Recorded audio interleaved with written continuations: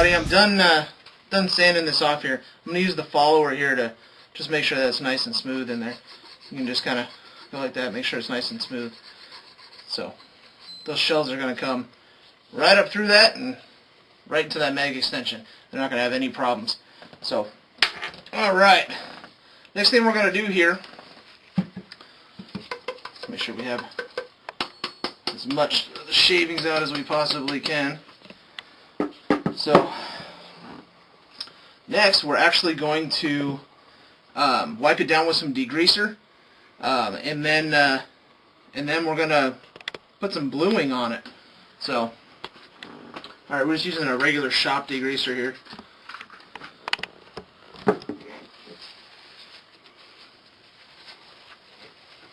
This paper towels suck. Alright. Now, he had initially seen this on YouTube, the way to do this. Instead of dicking off and buying a punch that goes into that.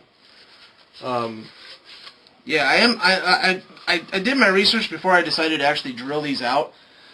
There's a punch that goes in here. It's called a dent remover. It's from Brownells. But from what I'm hearing is, because this is brazed in here, when you're actually putting this on the floor here, putting something into this tube and then hitting it with a hammer, it could break this braze here, and it could actually cause you to have to get a totally new receiver or take this to a gunsmith and have them fully rebraze this. And sometimes they don't get it perfectly straight, and it screws up your whole damn gun. So you might as well just buy another one. So you might as well just buy another one, or you can contact some of the guys and they'll just sell you this this receiver part here with the magazine tube. So I actually decided to just drill these out, but I mean, you can. I know I've said before that it's really not worth it to put any aftermarket ones in there. But we're gonna give the Tacstar one a try. If the Tacstar one doesn't work, then I'll put a full-on Remington aftermarket mag extension on there.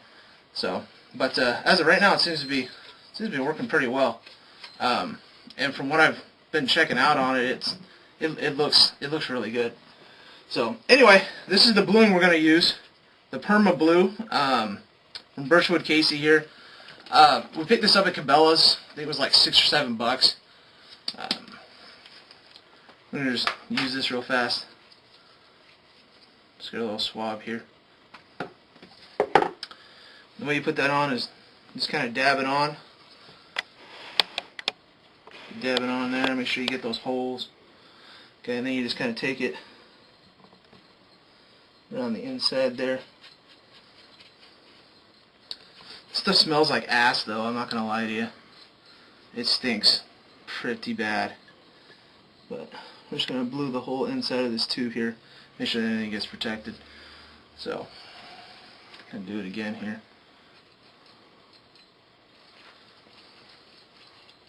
Does it say there's a waiting time or something like that? Yeah, this stuff takes about a minute.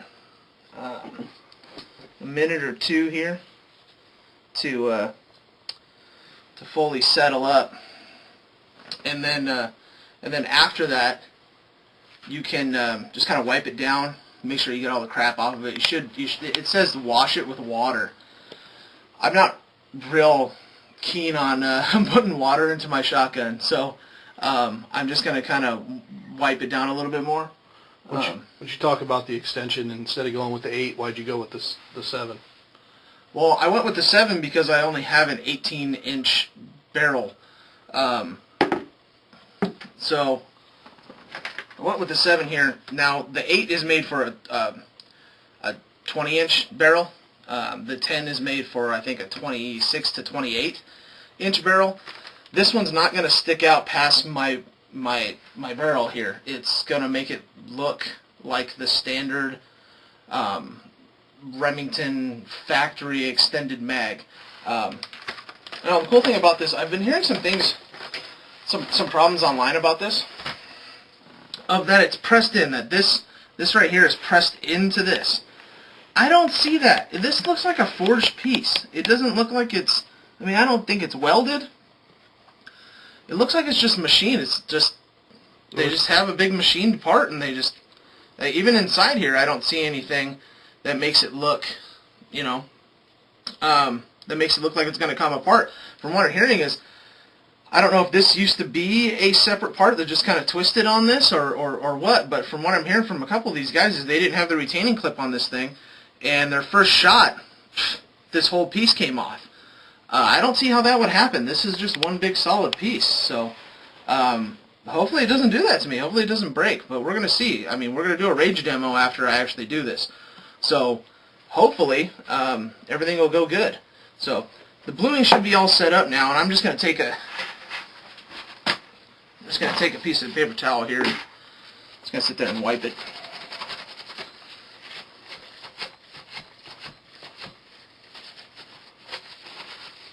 Alright, there's that side.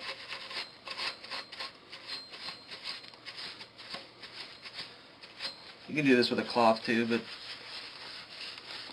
they also get. They also said take some steel wool and get in there, or some fine grit sandpaper. Just get in there and polish this stuff up.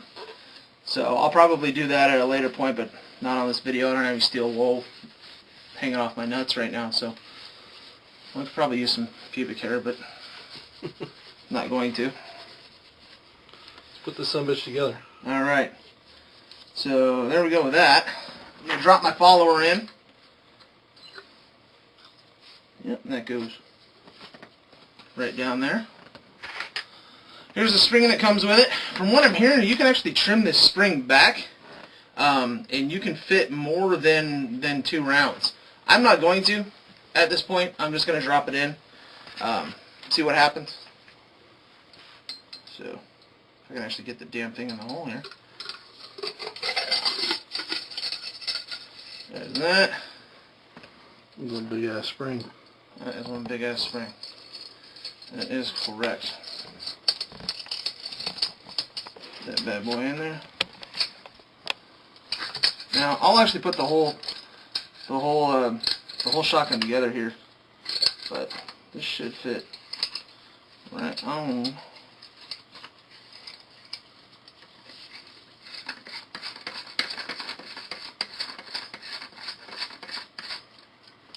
There we go.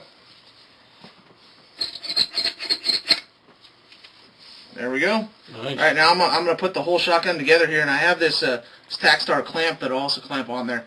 So, so the next part of the video will be me actually putting this whole thing together, and maybe filling it up with some shells, and then racking them through. So, hopefully